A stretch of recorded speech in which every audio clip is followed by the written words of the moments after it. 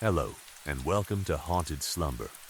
Before we begin, take a moment to leave a comment and tell me where you're listening from.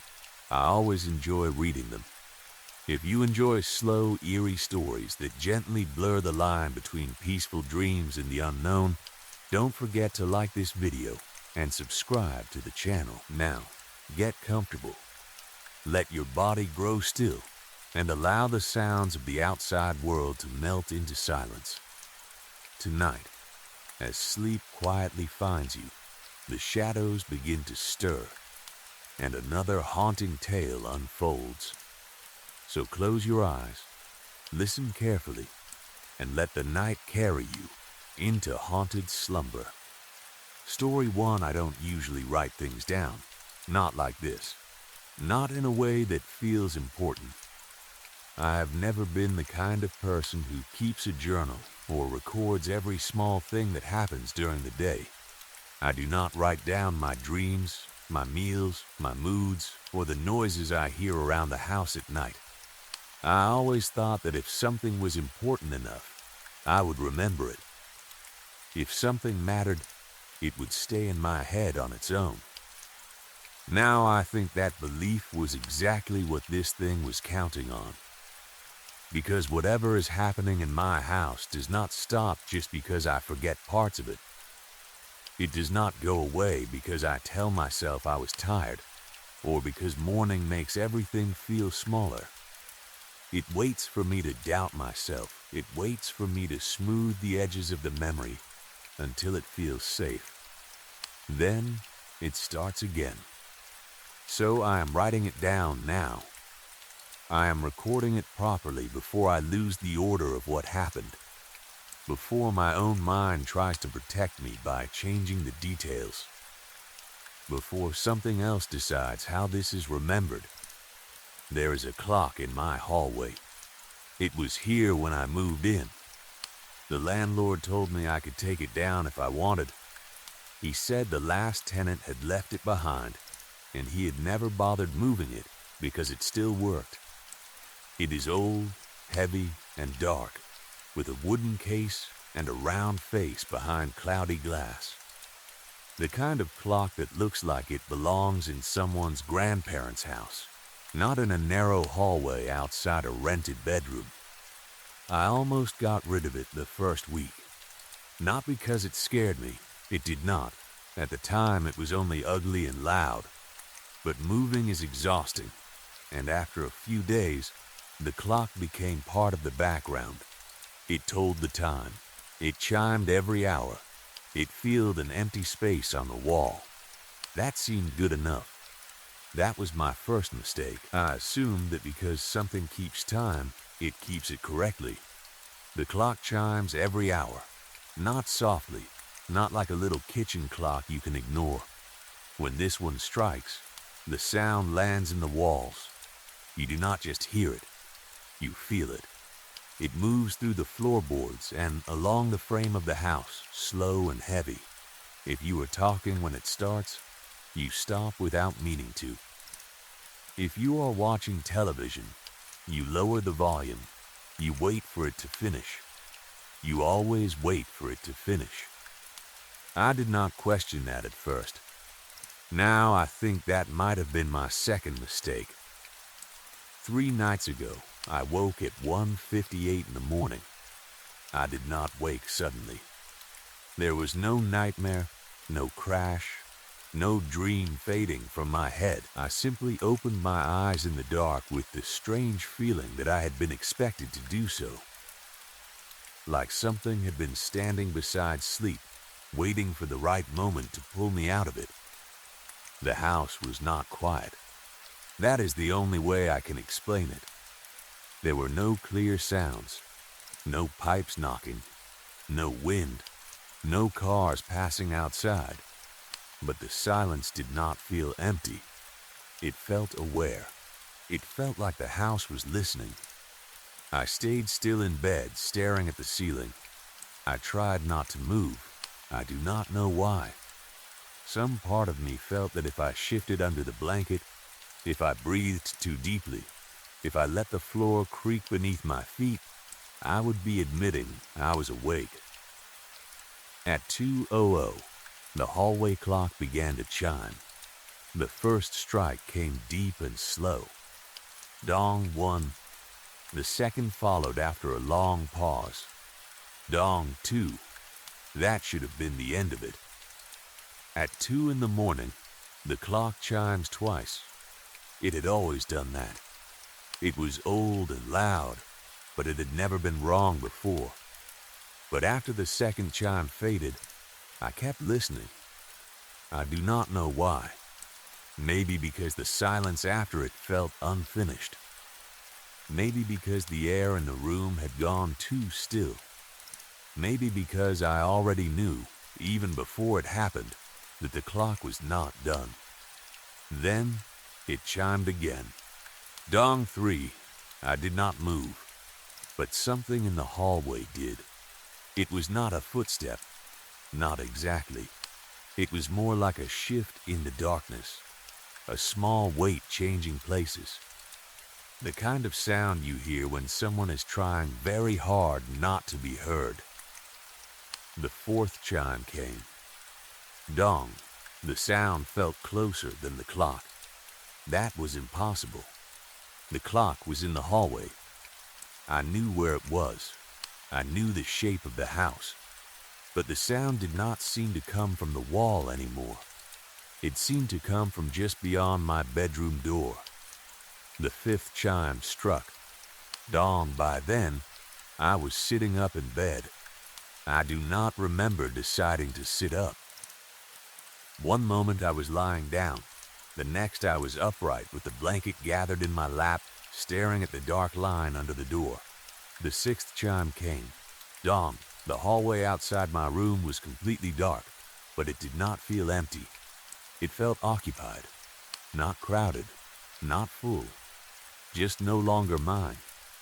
The seventh chime struck. Dawn. I was standing before I realized I had moved. My bedroom door was open. I always leave it slightly open at night because the room gets stuffy.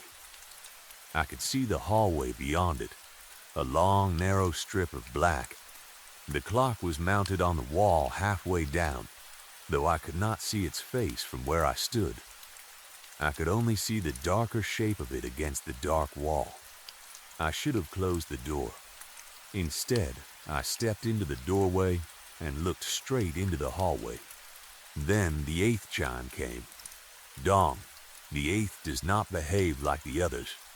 If I am going to write this properly, that matters. The first 7 strikes sound and fade. They are loud, but they end. They roll through the house and disappear into the walls. The eighth does not fade the same way. It holds. It stretches. It hangs in the air like something is keeping it alive. It was not just a sound. It was a signal. It felt like something had been called. I stood there in the doorway, frozen, waiting for the sound to die. It seemed to go on too long. My chest hurt because I had stopped breathing. When it finally faded, the house was still again. I told myself I had miscounted. That is the problem when you do not write things down. Your mind starts choosing the version of events that lets you go back to sleep. Maybe it had not been 2 in the morning.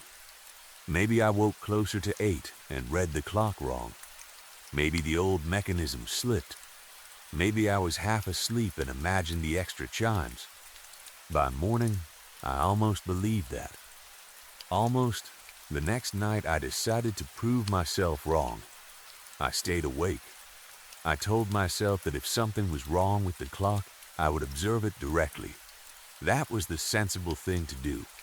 That was what people do when their minds start making monsters out of old wood and bad sleep. They check. They look carefully. They find the normal answer. That was my third mistake. At 1:50, I stood in the hallway under the clock. The house felt different when I waited there on purpose. During the day, the hallway is small and plain. A runner rug, old paint, a narrow table where I drop my keys, the clock on the wall.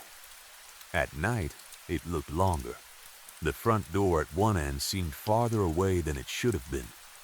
The stairs to the back of the house were lost in shadow. Every room on either side seemed to be holding its breath. I kept my phone in my hand with the screen lit, but I did not record. I do not know why. Maybe I was afraid I would see something on the video that I could not explain. Maybe I was still trying to believe I would not need proof. At 2:00, the clock started. Dong 1, the sound rolled over my head and down through my body.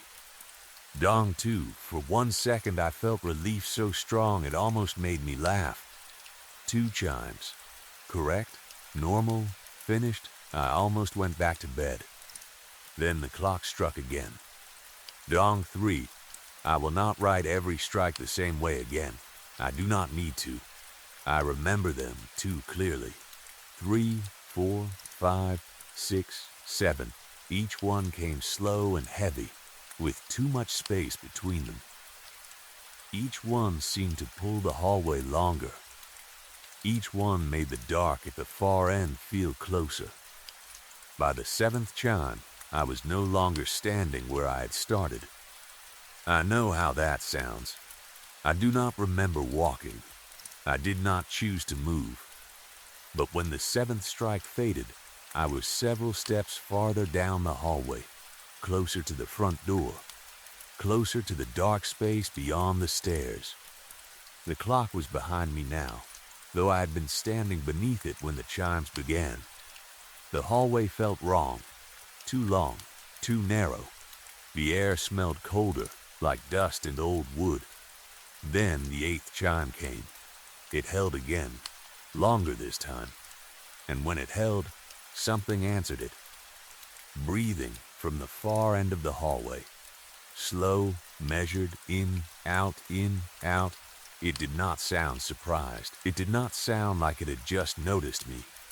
It sounded calm, patient, and present, like it had been there the whole time, waiting for the count to finish. I did not turn around. It was not hesitation. It was refusal. I knew, in a way I cannot explain, that looking at it would finish something. The distance between us still mattered. The dark hallway still mattered. Not seeing it still mattered. If I turned and looked, I would be agreeing that it was there.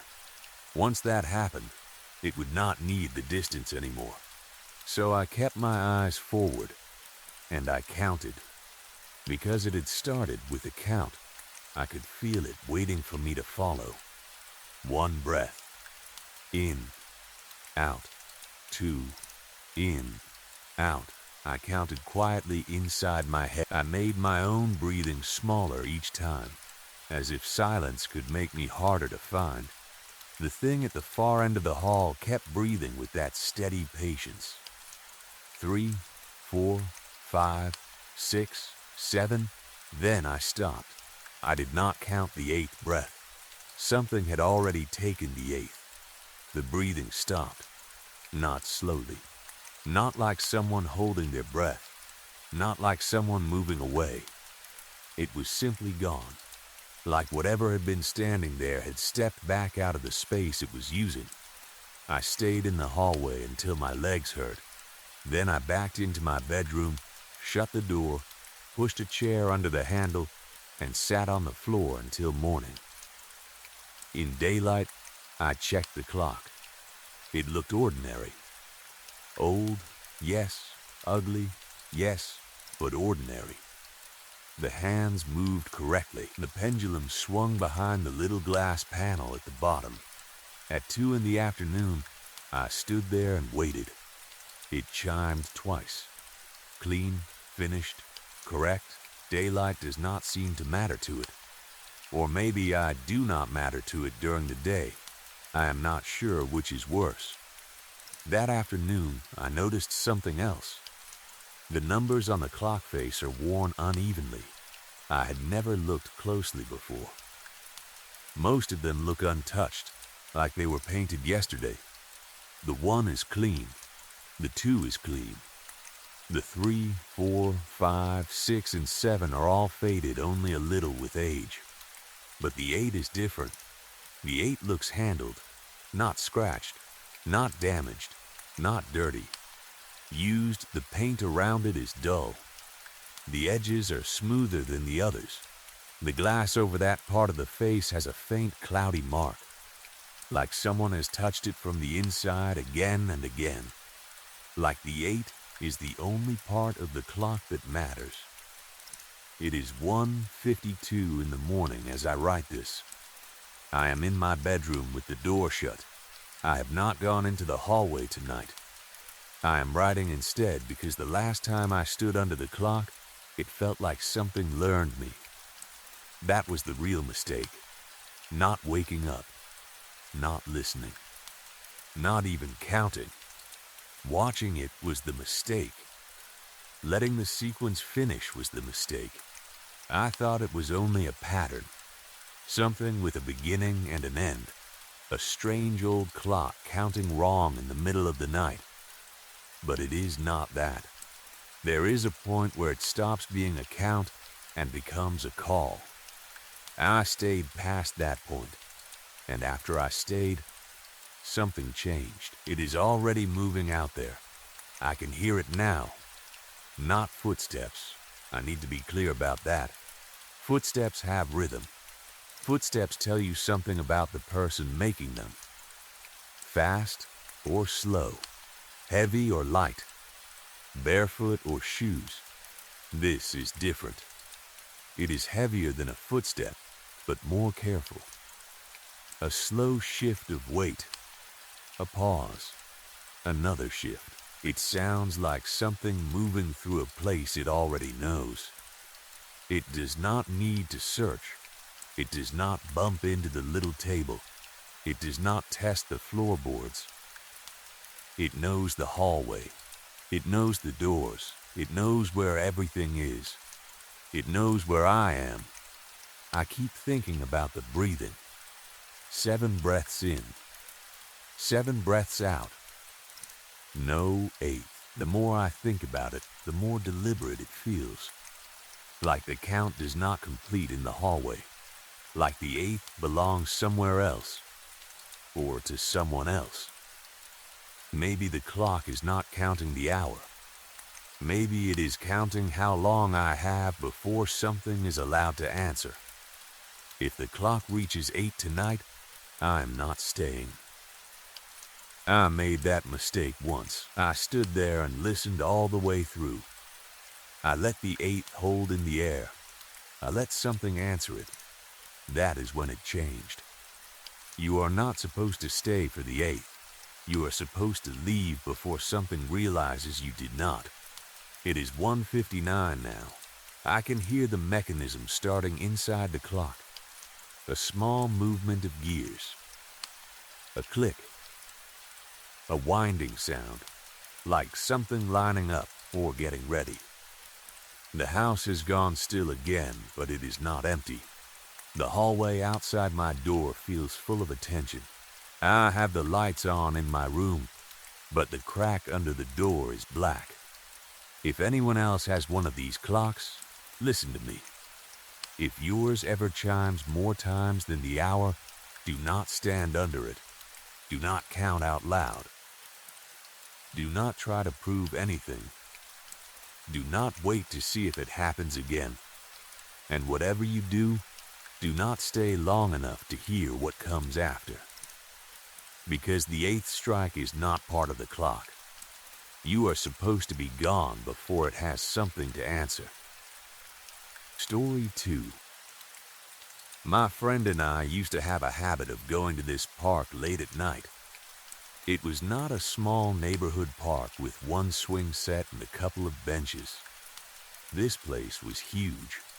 It had a long trail that went around the whole area, wide enough for people to walk, jog, or ride bikes on during the day. A large river ran through the middle of it, cutting the park in half like a dark ribbon.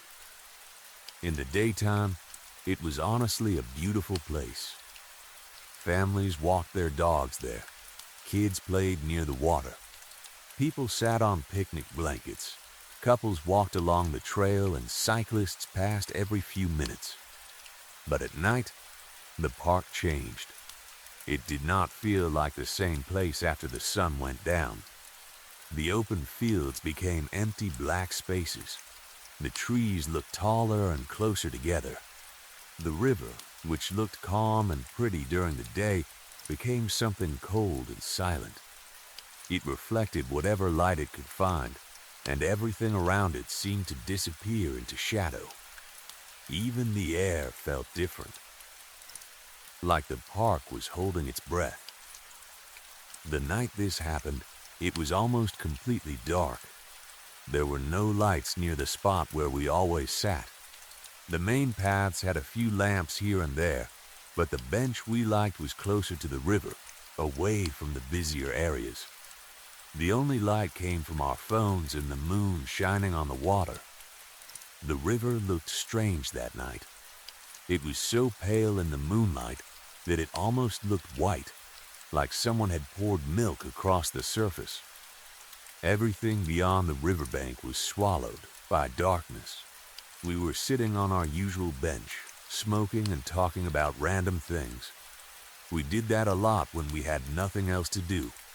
We would drive there late, sit by the water, talk about life, laugh at stupid jokes, and scroll through our phones when the conversation died down. It was a normal thing for us. At least, it had always felt normal before that night. After a while, we both went quiet. My friend was looking down at his phone, and I was just staring out at the river. The longer I sat there, the more aware I became of how dark the park really was. It was not just normal night darkness. It felt thick. It felt like there could have been anything standing 10 feet away from us, and we would never know. I turned to my friend and asked, "Do you think there could be people watching us right now?" He looked up from his phone, confused. "What do you mean?" "I don't know," I said. "It's just really dark. What if someone is standing out there somewhere and we can't see them? Or ghosts or something?" He laughed right away. He was the kind of person who laughed whenever something got too serious. "No way. It's too dark for anyone to see us, and ghosts aren't real." I immediately told him not to say that. "Don't jinx us," I said. That only made him laugh harder. Beside our bench was a tree with long branches hanging down low. The leaves were thick, and whenever the wind picked up, they almost brushed against our shoulders. My friend stood up and started slapping the branches around like an idiot. "No ghost can touch me," he said, laughing. I told him to stop being stupid. I said we were already sitting in the middle of a dark park beside a river at night, and the last thing we needed was for him to start acting like he wanted to invite something over. Of course, that made him do it more. He kept hitting the branches, swatting the leaves, and laughing like he was proving a point. I watched him for a few seconds, annoyed at first, but then I started laughing too. After a minute, I stood up and joined him. We were both smacking the hanging leaves and joking around, acting like children, making fun of the idea that anything could be out there. Looking back, I really wish we had not done that. I do not know why that moment feels important, but it does. Maybe nothing would have happened if we had just stayed on the bench. Maybe it had nothing to do with the tree at all. Maybe whatever followed us that night was already there, already watching, and we just finally got its attention. I do not know. All I know is that after we started messing with those branches, the night stopped feeling normal. At the time, though, we did not notice anything right away. About 20 minutes later, we decided to leave. It was getting late, and there was no real reason to stay. We put out what we were smoking, grabbed our things, and walked back toward his car. The path was dark, but we had been there so many times that we knew the way without thinking too much. The river stayed beside us for part of the walk, shining pale through the trees. Every now and then, I heard something move in the bushes, but I told myself it was only a small animal. Nothing felt strange at first. We got into his car, shut the doors, and started driving out of the park. The exit road was long and narrow, with trees on both sides. At night, there was almost never any traffic there. The headlights only lit up the road directly in front of us, and everything beyond that was black. My friend was still joking about ghosts, and I was telling him he was an idiot, but the mood had changed a little. Neither of us was laughing as much. Then we heard it. Bang! The sound came from the trunk. It was not a small rattle. It was not the sound of something rolling around or shifting when the car turned. It was loud and heavy. It sounded like somebody had punched the inside of the trunk as hard as they possibly could. My whole body jumped. I looked over at my friend and laughed nervously, trying to make it seem like I was not scared. Haha, very funny. He glanced at me with real confusion on his face. What? The trunk, I said. His expression changed immediately. The smile left his face. I swear to God, that wasn't me. The chill that ran through me was instant. It felt like someone had poured ice water down my back. For several seconds, neither of us said anything. The car kept rolling forward slowly, and the trees slid past us on both sides. Then the same thought hit both of us at once. What if someone was in the trunk? I know how impossible that sounds. I know how stupid it feels to even write it. But in that moment, after that sound, it was the only thing that made sense. Something had hit the trunk from the inside. Something hard. Something alive. My friend pulled the car over onto the side of the road. We sat there for a few seconds, both of us staring ahead. Then he reached into the back seat and grabbed the baseball bat he kept in the car. I had always joked about him carrying it around, but that night I was glad he had it. He opened his door first. I got out a few seconds after him and stayed a few steps behind. The night outside felt colder than it had before. The trees were quiet. Too quiet. I could hear my own heartbeat in my ears. My friend slowly walked toward the back of the car. He held the bat tight in both hands. I stood behind him with my phone in my hand, ready to call someone if we found anything. He looked at me once, then unlocked the trunk and lifted it open. There was nothing inside. The trunk was completely empty. No bags, no tools, no loose objects. Nothing that could have made that sound. Not even a bottle rolling around or a spare tire sitting wrong. Just an empty trunk. We stood there staring into it. Neither of us knew what to say. After a while, my friend shut it again. We told ourselves it had to be something mechanical. Maybe something underneath the car had shifted. Maybe we had driven over a branch or hit a bump in the road. Maybe the sound had only seemed like it came from the trunk. Neither of us really believed that, but it was better than having no explanation. We got back in the car and kept driving. The rest of the ride out of the park was quiet. My friend did not joke about ghosts anymore. I kept looking over my shoulder, even though I knew the trunk was empty. I kept waiting to hear the sound again, but it did not happen.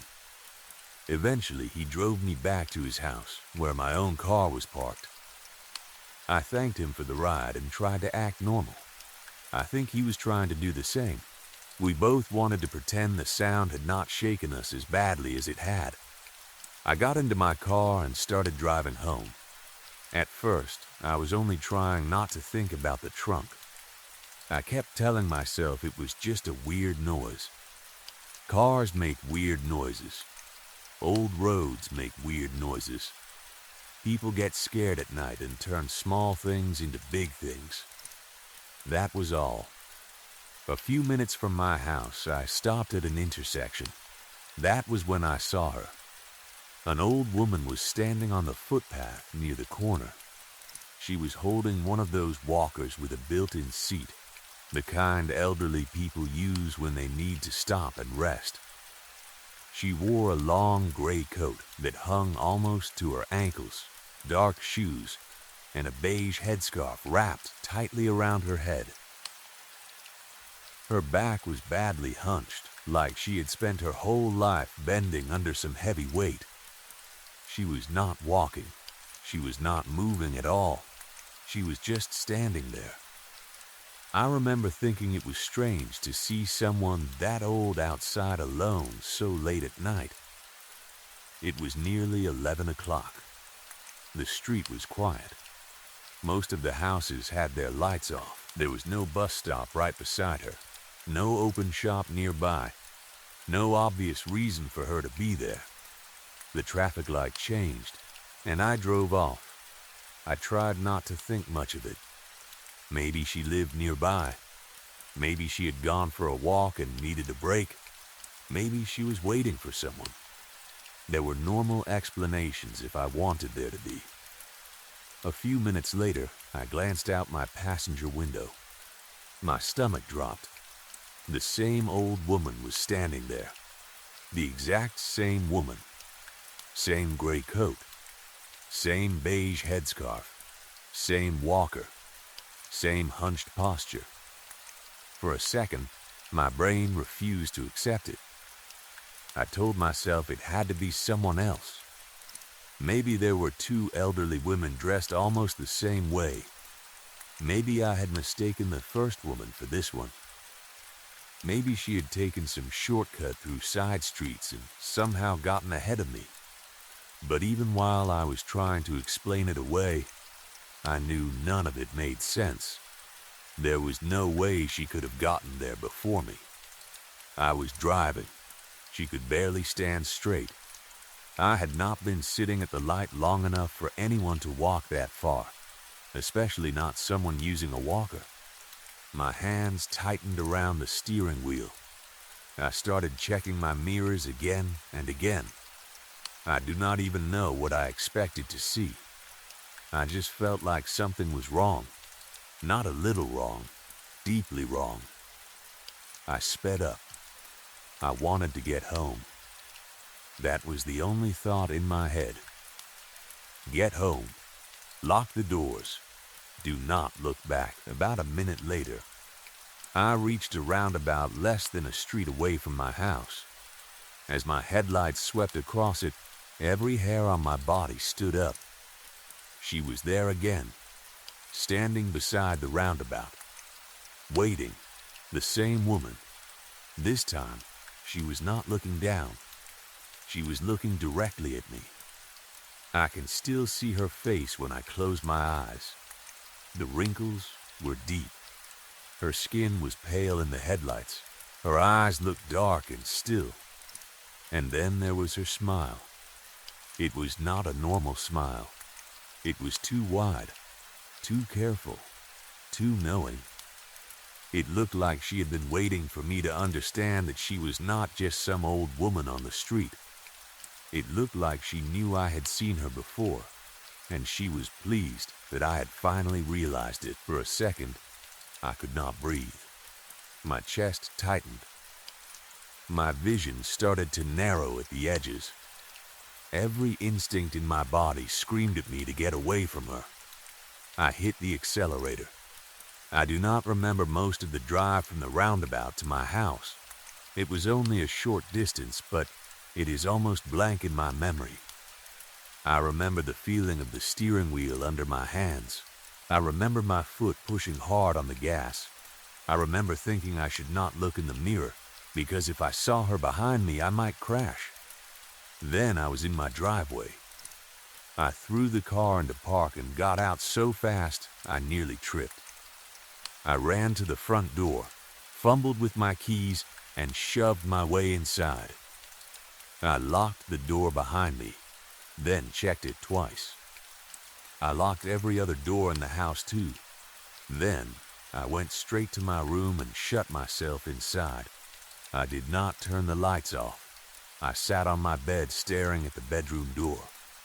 Every sound made me jump. The house settling, a car passing outside, the wind brushing against the window. Every shadow in the room looked wrong. I kept imagining that old woman standing in the hallway with her walker, smiling that wide, knowing smile. I do not remember falling asleep. I must have at some point, because I woke up the next morning still wearing the same clothes, exhausted and sore from being tense all night.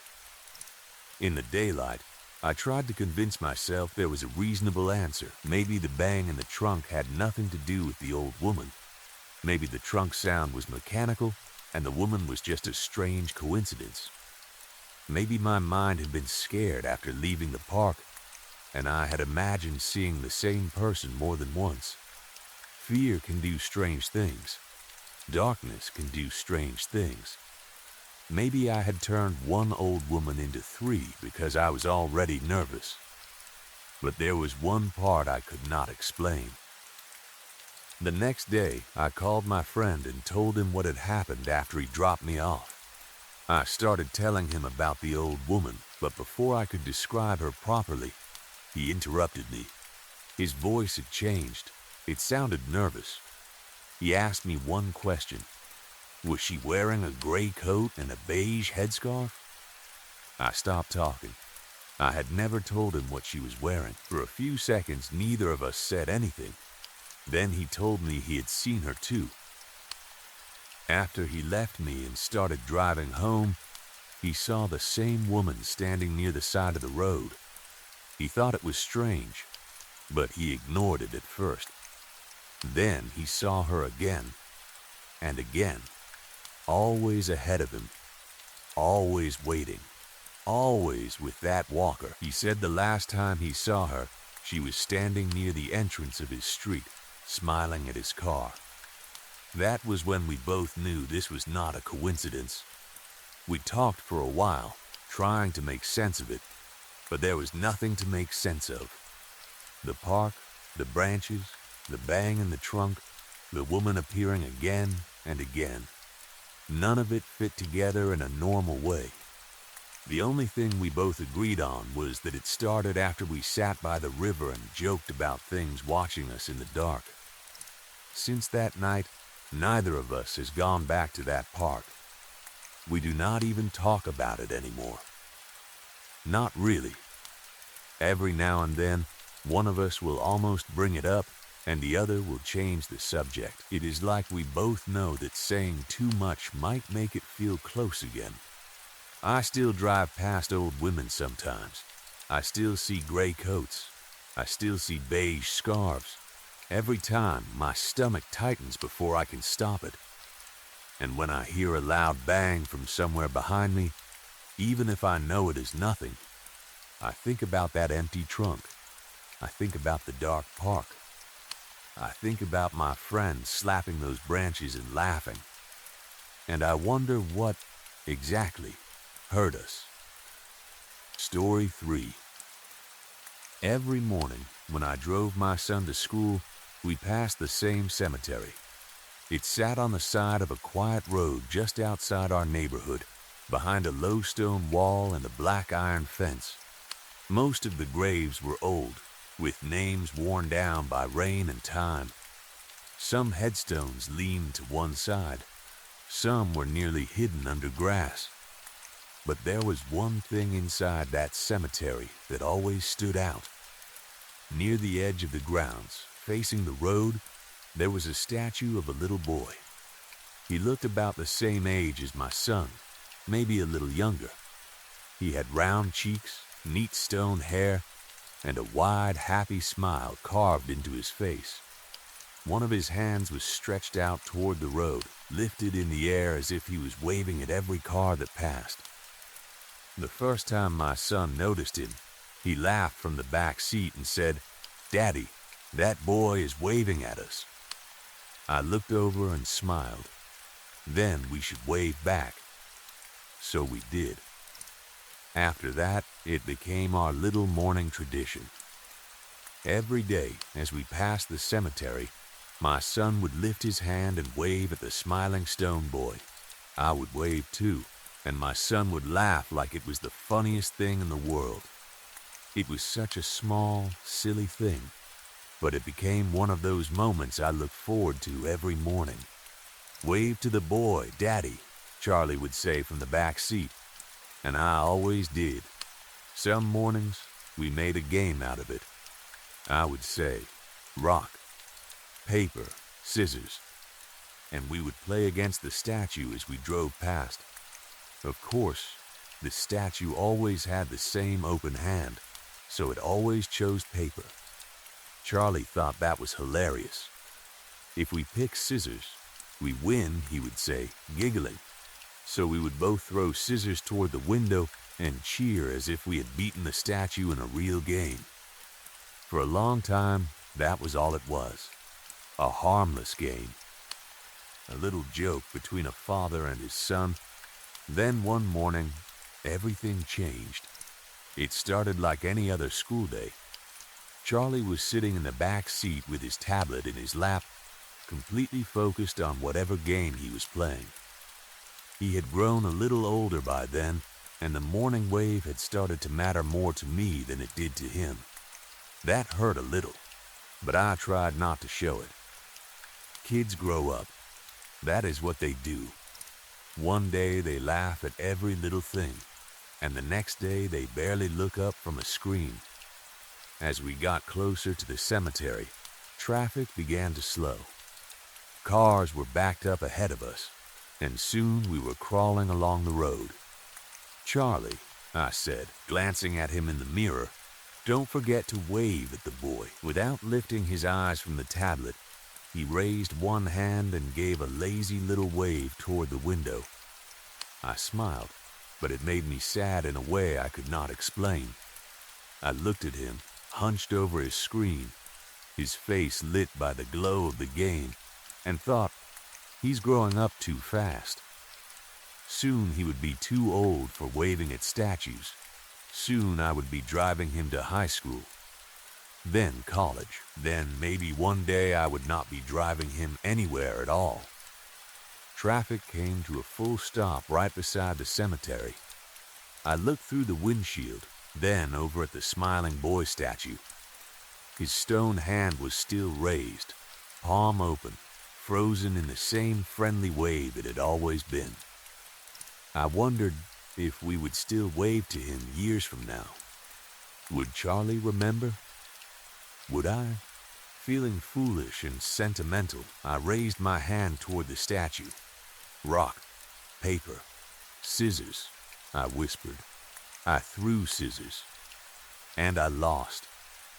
For one impossible second, I stared at the statue and felt every bit of air leave my lungs. The statue's hand was not open anymore. It had changed. The stone fingers were curled into a fist. "Rock." Before I could understand what I was seeing, a horn blasted behind me. The cars ahead had started moving. I panicked and hit the gas. My hands tightened on the steering wheel. My heart was pounding. I glanced in the mirror at Charlie, who was still playing on his tablet as if nothing had happened. "Charlie," I said carefully, "did you see the statue move?"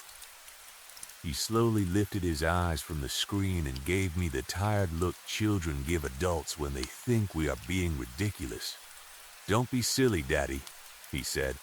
"Statues can't move."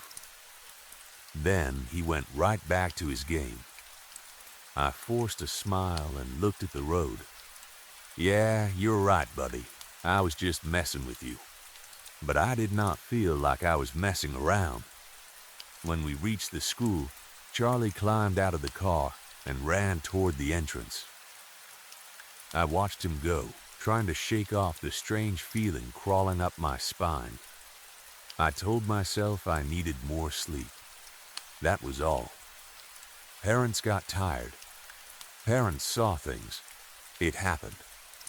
By the time I drove away, I had almost convinced myself I had imagined it. That evening, when I picked Charlie up from school, he got into the car with a tired look on his face. "My legs hurt," he said. I looked back at him. "Did you play sports today?" He nodded and started listing everything he had done. Football at recess, running games during gym class, some kind of race with his friends. Just hearing the list made me want to lie down. "Well," I said, trying to sound calm, "of course your legs hurt. You wore yourself out. That happens when you play too much. Just rest tonight, and you'll feel better in a couple of days." But he did not feel better in a couple of days. For the next week, Charlie kept saying his legs ached. At first, we thought it was normal soreness. Then, he started waking up at night. He would call for us from his room, crying because his calves felt tight or his knees hurt. We gave him warm baths. We rubbed his legs. We told him it was probably growing pains. But deep down, I knew something was wrong. Finally, we took him to the doctor. The doctor examined him for a long time. He pressed Charlie's legs, bent his knees, checked his arms, and asked him to walk back and forth across the room. Charlie tried to be brave, but I could see the pain on his face. The doctor frowned as he touched my son's skin. "His muscles are very tight," he said, "and his skin feels unusually firm. This is not what I would expect in a child his age." Those words made my stomach sink. They ran tests. They ordered scans. They took blood. Charlie hated every second of it, but he tried not to cry. At last, the doctor came back into the room and sat across from us. "It appears your son has hypertonia," he said. "It means the central nervous system is causing his muscles to stay too tight. His muscles are harder and more tense than they should be." I stared at him, trying to understand. "He'll need medication," the doctor continued, "and occupational therapy. With the right treatment, he should still be able to live a fairly normal life. He may not grow up to be an athlete, but many children with this condition can still do well if it's managed carefully." Then he paused. "But he will likely experience some level of pain for the rest of his life." On the drive home, I did not know what to say. Charlie sat in the back seat, quiet for once, looking out the window. I kept telling myself it could have been worse. Every year, parents walked into doctors' offices and heard things far more terrible than what we had just heard. At least Charlie was alive. At least there was treatment. At least we had a plan. But my poor boy was going to be in pain for the rest of his life. As we passed the cemetery, something caught my eye. The statue's arm. I slowed slightly and looked at it. Was its hand always that low? Before I could think about it for too long, Charlie spoke from the back seat. "Dad, can I still play football?" I swallowed hard and forced my voice to stay steady. "Of course you can still play football, son. We just have to do the stretches the doctor told us about and make sure you take your medicine." "Okay," he said, smiling a little as he looked out the window. He did not understand what the rest of his life might look like. That broke my heart more than anything. Over the next few weeks, Charlie started occupational therapy. At first, we were hopeful. We had medicine. We had exercises. We had doctors telling us what to do. But his muscles did not get better. They got worse. His skin began to change too. The healthy color slowly faded from his face and arms. He became pale, almost gray in certain light. His body grew stiff. His muscles felt hard under the skin, like they were turning into something that did not belong inside a living child. We took him to more doctors, then more. Every specialist looked confused. Some said it was one of the worst cases of hypertonia they had ever seen. Others said the symptoms did not make sense. One doctor admitted quietly that the speed of it was unusual. Unusual, that was the word they used when they did not want to say frightening. Charlie began to struggle when he walked. Every step hurt him. At night, he cried into his pillow because he did not want us to hear. But I heard. I always heard. The therapy became harder and harder. The stretches that were supposed to help him looked like torture. Every movement made tears run down his face. His therapist was kind, but kindness did not stop the pain. His muscles had become so tight that they could barely bend. Eventually, he needed a wheelchair. At first, Charlie liked the electric chair. He treated it like a toy. He raced his friends at school and laughed when he learned how to turn corners fast. For a little while, it gave him some freedom back. But that did not last. Soon, he understood what the chair really meant. It was not freedom. It was a prison that moved. Day by day, my son became weaker. His laughter became rare. His smile disappeared. His skin grew colder and paler. His body grew stiff in ways the doctors could not explain. A year after the first diagnosis, we heard the words no parent ever wants to hear. There is nothing more we can do. The doctor could barely look at us when he said it. All we can do now is manage the pain. By then, Charlie's muscles were so tight that breathing had become difficult. Every inhale looked like work. Every exhale sounded thin and tired. My son, who used to run across playgrounds and wave at statues, could barely lift his arm. A week later, after the doctors had given up, we were driving to see a specialist. There was a clinical trial in Europe. It was risky, expensive, and uncertain, but it was something. Maybe it could save his life. Maybe it could at least give us more time. The morning was gray and quiet. Charlie sat beside me because he was too fragile to sit alone in the back. His body was strapped carefully into the seat. His face was pale. His lips barely moved when he spoke. As we approached the cemetery, his eyes shifted toward the road. "Wave at the statue," he whispered. His voice was so weak I almost did not hear it. He tried to raise his arm. It took all his strength. His hand trembled. His fingers barely opened. I looked at the cemetery, trying not to cry. And then my heart stopped. The statue was smiling wider than before. Its stone face had changed. The carved grin stretched too far across its cheeks. Its eyes seemed brighter. Then, as I watched, the statue moved. It stepped down from its base. Not slowly, not stiffly. It jumped down like a child hopping from a playground wall. Then it waved at us. Its gray stone skin began turning pink. Healthy pink. Living pink. It ran along the road beside the car, laughing without sound, its stone body becoming softer and more human with every step. Its old stiff limbs moved freely. Its hand waved again and again. I shouted, "Charlie, did you see that?" The statue moved, but Charlie did not answer. I turned to him. He was frozen. His skin had turned gray. His eyes were open, but the life was gone from them. I screamed his name. I slammed my foot on the gas and drove faster than I had ever driven in my life. I rushed him to the hospital, praying I was not too late, praying the doctors could bring him back, praying there was still something left to save, but it was too late.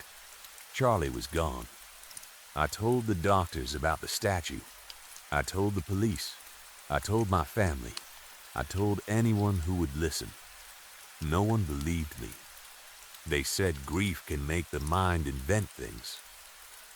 They said I was in shock. They said I was looking for something to blame because I could not accept that my son's illness had taken him. But I know what I saw. That statue stole my son's life. It took his color, his strength, his movement, his future, and then it walked away wearing all of it. Now, whenever I drive past that cemetery, I do not look at the statue. I keep my eyes on the road and my hands on the wheel, but sometimes, in the corner of my eye, I still see it there. A smiling boy, a raised hand, a friendly little wave. So I am writing this as a warning to every parent who reads it. Never let your children wave at a statue, because you never know when it might wave back. Story 4. People who are not from the South usually have a sweet picture in their heads when they think about lightning bugs. They imagine a warm summer night, a field glowing with tiny yellow lights, children running through tall grass with jars in their hands, laughing as they try to catch those little flickers before they vanish. I understand why they think of it that way. I used to love lightning bugs too. When I was little, I thought they were one of the best parts of summer. Then, they started getting brighter. At first, it did not feel dangerous. It felt almost beautiful. My little sister and I were in the backyard one evening, chasing them through the grass while Mom and Dad sat on the porch swing watching us. I was 16 then, old enough to pretend I was too grown for that kind of thing, but not old enough to stop enjoying it. My sister was much younger, and she still believed every small glowing thing was magic. She ran around barefoot, laughing so hard she could barely breathe, cupping her hands together and peeking between her fingers to see if she had caught one. Mom took pictures. Dad laughed every time my sister tripped over her own feet and jumped back up like nothing had happened. The air smelled like cut grass, warm dirt, and the last heat of the day. The sky was turning purple behind the trees, and the lightning bugs blinked on and off in the yard like little stars that had come down to play. We only went inside when it got too dark to see where we were stepping. My parents always whistled when it was time to come in. That whistle carried across the yard, sharp and familiar, and every time I heard it, I thought of the scary stories our uncle used to tell us when Mom and Dad were not around. Stories about things that came out after dark. Stories about lights in the woods that led children away. Stories we laughed at during the day and remembered at night. Looking back now, I think that was the last normal night we ever had. Over the next few weeks, Mom and Dad started arguing more. At first, they tried to keep their voices low, but they were terrible at it. Our house was small, and sound traveled through it easily. I could hear them in the kitchen after dinner, whispering in that angry way adults think is quiet. I could hear the hard edge in Mom's voice and the tired fear in Dad's. They were not fighting about money or work or anything normal. They were fighting about whether we should be allowed outside in the evening. Dusk did not settle in until around 9 during that time of year, and my sister could not understand why she had to come inside before 8. I did not understand either, not at first. It still looked light enough outside. The yard still looked safe. But no matter how heated the arguments became, Mom and Dad always agreed on one thing.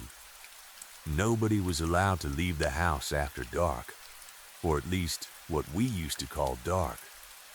The news says they're just a different kind of lightning bug, Dad said one night. Some genetic change. A mutation, maybe. That's what they're saying. Since when has the news ever been honest with anybody? Mom snapped back. She pointed at the newspaper on the kitchen table. It was folded over, but I could see a picture of a field covered in light. They had stopped letting us read the papers weeks earlier. That made me want to read them even more. Every evening, the arguments started around sunset. The strange part was that The sun did set. We watched it go down behind the trees. The colors faded from the sky the way they always had, but the dark never fully came anymore. The lightning bugs filled the fields, the trees, the roadsides, and the yards, and their light kept growing stronger. At first it was pretty, then it became annoying, then it became frightening. A few weeks later, my little sister ran into the kitchen during one of Mom and Dad's arguments. Her face was red and wet with tears, and she was crying so hard she could barely speak. "It's still light outside," she sobbed. "I want to go play." The moment she cried, Mom and Dad stopped arguing. They both turned toward her at once, like someone had flipped a switch. Dad crouched down and tried to smile. "We can't right now, sweetheart. The sun's been acting weird, and it doesn't want people outside at night." He stopped himself too late. "Late in the day," he said quickly. "It doesn't want people outside late in the day." My sister only cried harder. Mom knelt beside her and brushed hair away from her damp face. "I'll tell you what, if you go to your room right now, I'll come play Queen and Princess with you in a few minutes." My sister was a little different from other girls her age. Most little girls wanted to be the queen because the queen got to tell the princess what to do. My sister always wanted to be the princess. She liked being rescued. She liked wearing the pretend crown made from cardboard and ribbon. She liked making Mom speak in a deep royal voice. That promise worked. She sniffed, wiped her face with both hands, and walked down the hallway toward her room. The second she was gone, my parents' smiles disappeared. I looked from Mom to Dad, feeling anger rise in my chest. What is going on? For the first time since all of this had started, they did not tell me to stop asking questions. They did not say I was too young. They did not say everything was fine. Mom looked at Dad and said, "She's old enough to handle it." Dad did not look happy about that, but he turned to me anyway. "What do you know?" I wanted to sound more confident than I felt. Most of what I knew came from school rumors, my friends, and the wind-up radio I kept hidden in my room. Still, I lifted my chin like I had been waiting to explain the whole thing. "The days aren't ending," I said. Mom and Dad looked at each other. They both looked tired, more tired than I had ever seen them. Dad sighed and rubbed his face. "We don't really know what's going on. They're saying the lightning bugs have some kind of mutation that's making them brighter." Mom nodded. "And they're breeding faster than normal. They used to stay underground for almost 2 years before coming out. Now they're saying it's happening in 2 weeks. I frowned. "Okay, so why does that mean we can't go outside?" "My friends with phones say it's the government trying to kill us." Mom snapped before she could stop herself. "It sounds like your friends have about as much sense as a screen door on a submarine." The anger left her face almost right away. She looked ashamed of herself. "We don't know what's happening," she said quietly. "That's the problem. And honestly, it's scaring us too. The quilts over the windows, the aluminum foil, all of it.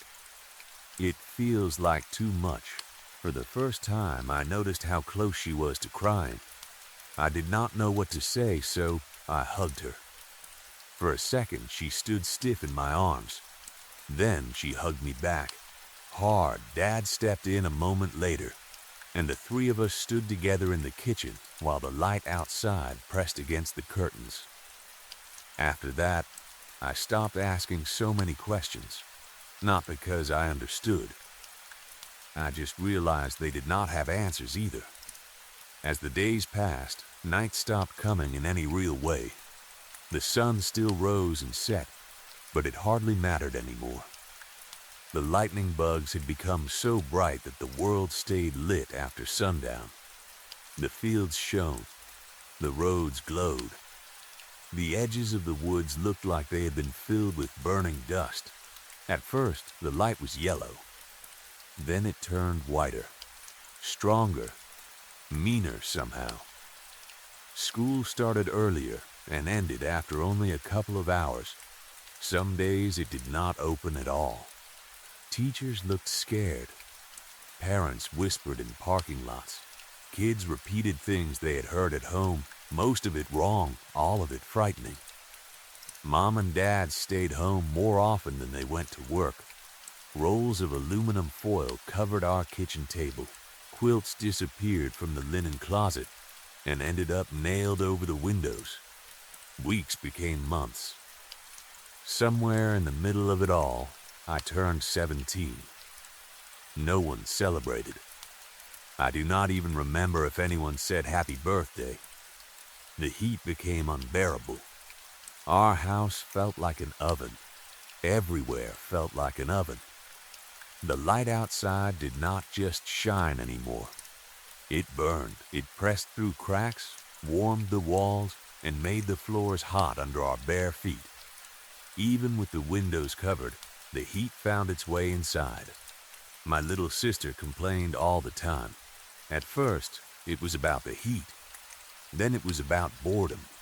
Then it was about her friends. She wanted to know why she could not see them anymore. Why she could not go to school like before. Why she could not go outside if it was still bright. No answer made sense to her. Honestly, no answer made sense to me either. Sleeping became miserable. We stopped using sheets because even thin fabric was too hot. We lay on bare mattresses and left sweat marks behind when we turned over. Sometimes I woke with my hair stuck to my neck and my shirt soaked through. Sometimes I could not sleep at all. The lights slipped around the edges of the quilts and made the room glow like dawn, even in the middle of the night. I knew things had gotten worse when Dad came home with a ham radio and a laptop. Dad hated technology. He hated smartphones, social media, online news, and anything that made people stare at screens. He still used an old flip phone because he said he did not need a little glass rectangle telling him how to live. So when he walked into the house carrying that laptop under one arm and the ham radio under the other, I stared at him. "What the hell is this?" I asked. Mom and Dad both looked at me with disgust. "How about we watch our mouth?" Mom said. "Or we're going to wash it out with soap." Then they seemed to remember I was 17, not 7, and the shock faded from their faces. Dad set the radio on the table. It's getting worse. The light. The heat from the light. Water lines are drying up in some places. The government keeps saying everything is under control and that we just need to adapt. He looked around the kitchen at the quilts over the windows and the rolls of foil spread across the table. So we're adapting. They showed me how to use the ham radio once Dad got it set up. He spent hours talking with neighbors and people from nearby towns. When he or Mom needed a break, I sat by the radio and wrote down whatever the government broadcast said. Most of it was useless. Stay calm. Remain indoors during peak brightness. Limit exposure. Conserve water. Adapt. The laptop was different. They would not even let me look at the screen. More months slipped by. The heat never became easier to live with. If anything, we got worse at pretending. Some days the water stopped running. Other days it came out as a weak trickle, warm from the pipes. We filled every container we could find whenever water came back. Bottles, buckets, cooking pots, even the bathtub. The government kept repeating the same message over the radio. Stay calm. Adapt. Eventually, the whole thing started to feel normal in the worst possible way. My little sister stopped asking when she could go outside. She stopped asking about school. She stopped asking about her friends. Children can adjust to almost anything if they are given no choice. Before long, she barely seemed to remember what life had been like before the nights stopped getting dark. I was not so lucky. I remembered everything. I remembered cool evening grass under my feet. I remembered real darkness. I remembered lying in bed with the window open, listening to crickets instead of the strange quiet that had settled over the world. Every morning I woke up drenched in sweat. Every night I stared at the thin lines of light around the quilts and wondered if I would ever see stars again. Sometime later, I turned 18. Mom wished me a happy birthday over canned peaches instead of cake. Dad apologized for not having a present. I told them it did not matter. It did matter. By then, the ham radio had become the heartbeat of our house. It crackled from morning until late at night. Neighbors traded rumors. Some claimed people were moving underground. Some said whole towns had gone silent. Some said the insects were not insects at all. Government voices cut through now and then, calm and empty, repeating the same promises they had been giving for months. Then, one morning, the radio went silent. No static, no voices. Nothing in its place came something worse. A hum. It drifted in through the quilts over the windows. It was low and steady, not loud at first. It almost sounded comforting if you did not think about it. But once you noticed it, you could not stop hearing it. The hum never ended. We stuffed cotton balls in our ears to make it bearable.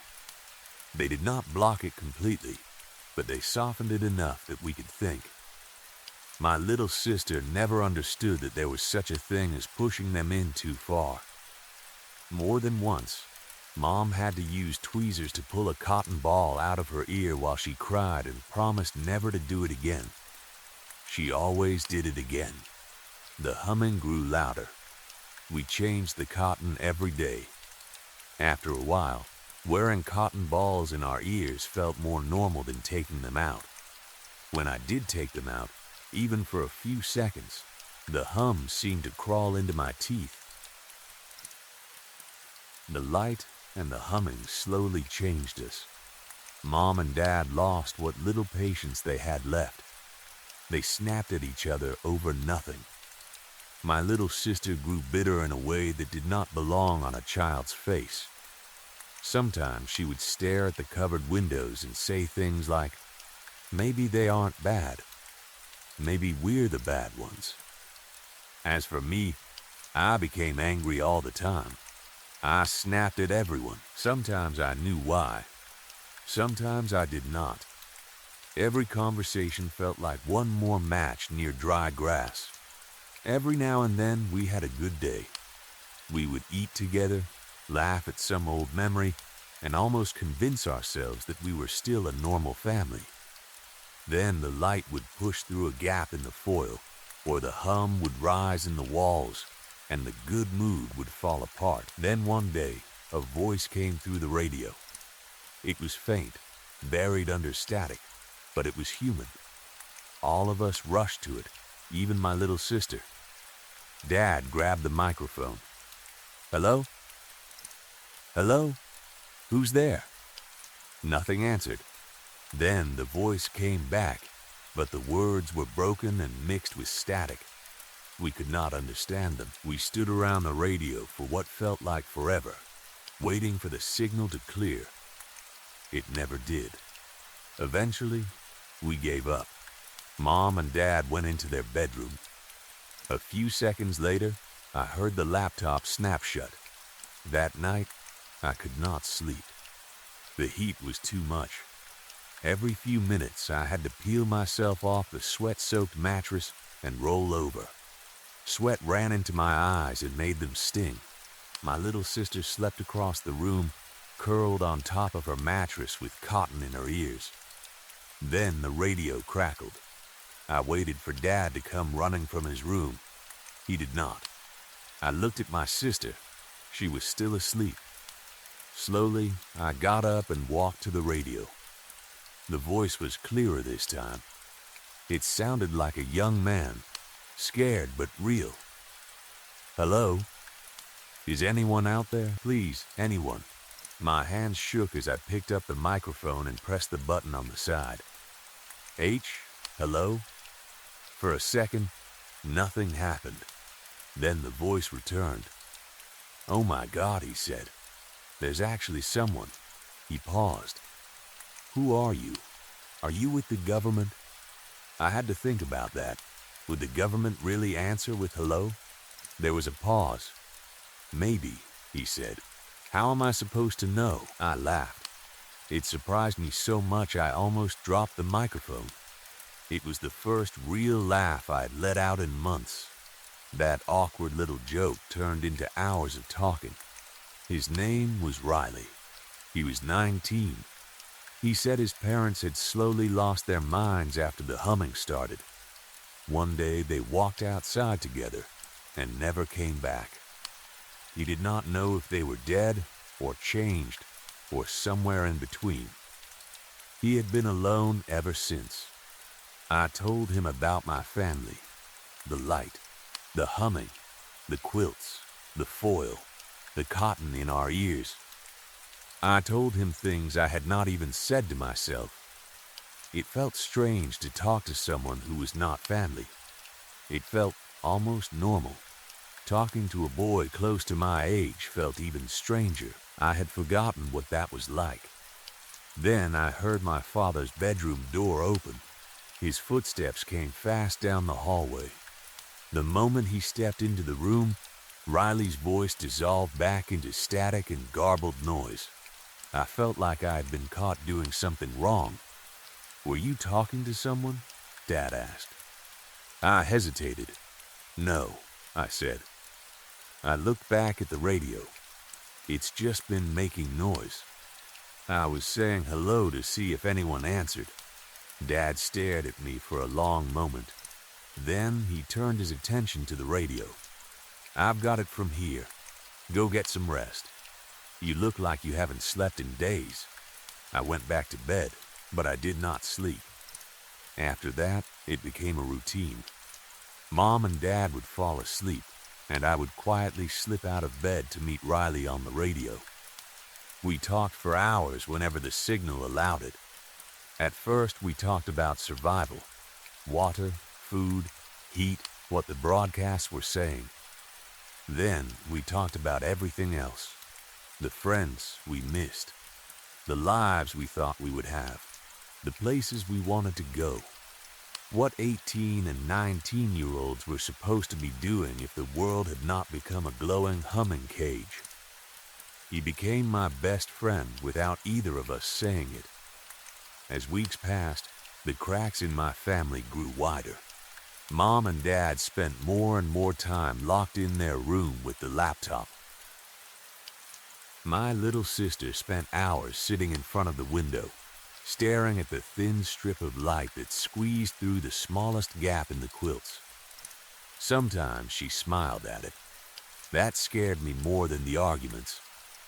The only conversations that still made sense were the ones I had with Riley. That lasted until my family started to break all at once. Mom and Dad began repeating things they said they had read online. They said the light was not hurting us. They said we were hurting ourselves by hiding from it. "We're the problem," Dad said one afternoon. "Our bodies just weren't made for it. We're the ones who have to change," Mom added. My little sister went further. "We're not allowed in the light," she said, staring at the thin, bright line near the window. "Not yet." She smiled. "But if we change with it, then we'll deserve it." The first thing they did was remove the cotton balls from their ears. They sat together in the kitchen and let the humming fill the room like music. I begged them to put the cotton back in. They did not answer. It was like they could no longer hear me, only the hum. That night, I told Riley everything. I wanted him to tell me I was not crazy. I wanted him to tell me my family was wrong. He did not. They might just be adapting, he said carefully. That answer scared me almost as much as my family did. I kept hoping they had reached the limit of how strange they could become. They had not. Little by little, they started tearing the quilts down from the windows, then the aluminum foil. Every time I tried to hang something back up, all three of them clawed it down again. Eventually, they unlocked the front door and threw the coverings outside. For the first time in more than a year, the light poured straight into the house. It was unbearable. The heat hit like an open furnace.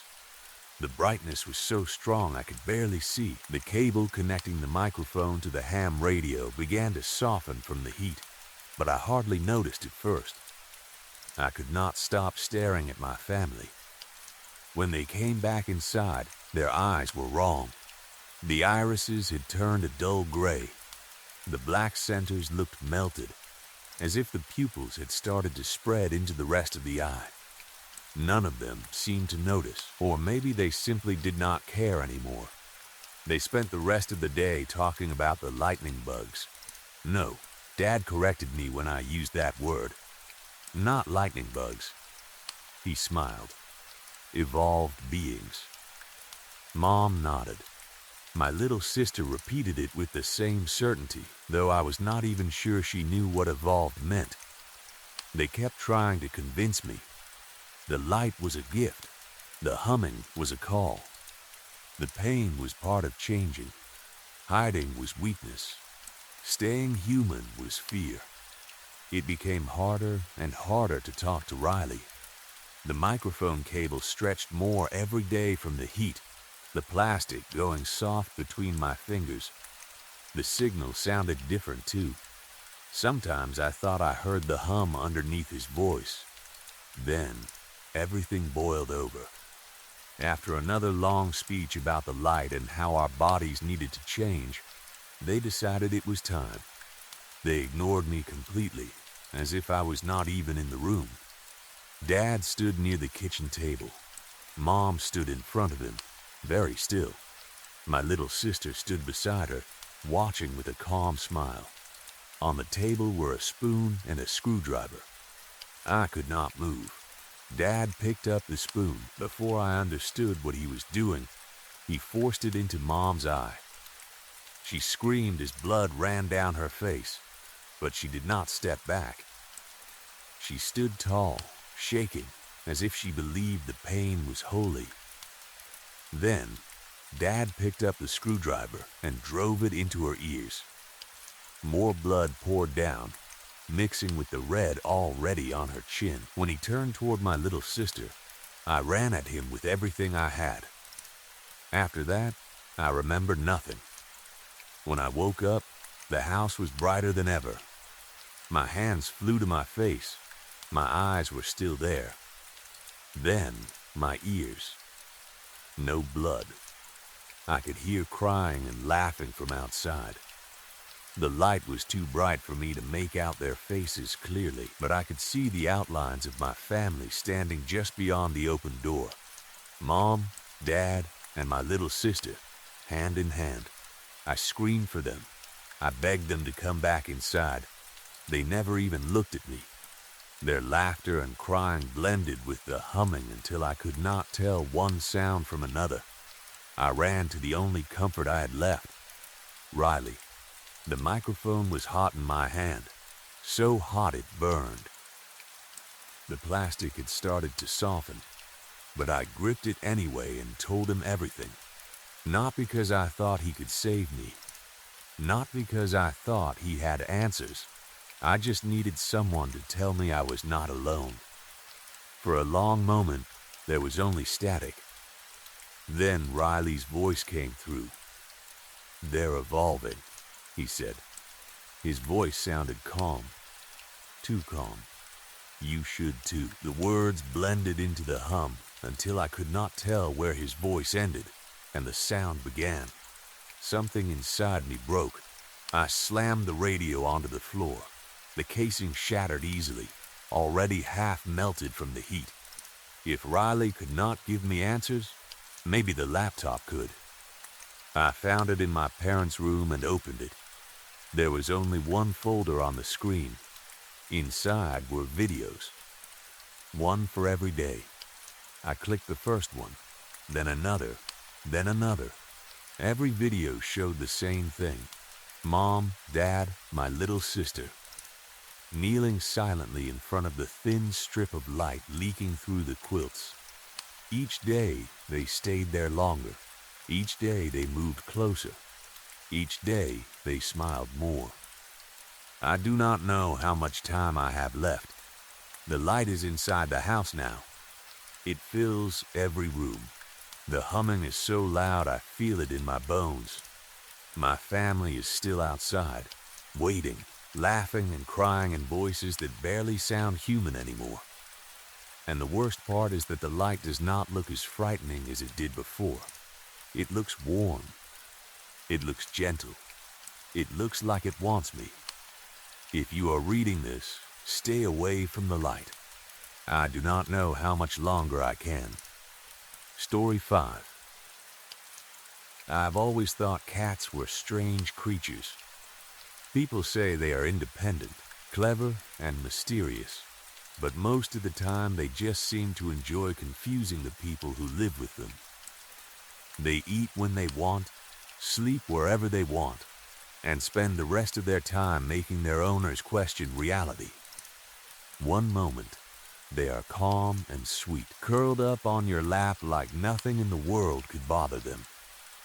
The next, they are knocking a glass off the table while looking you straight in the eye. Sometimes they scratch furniture for no reason. Sometimes they stare at empty corners like they can see something you can't.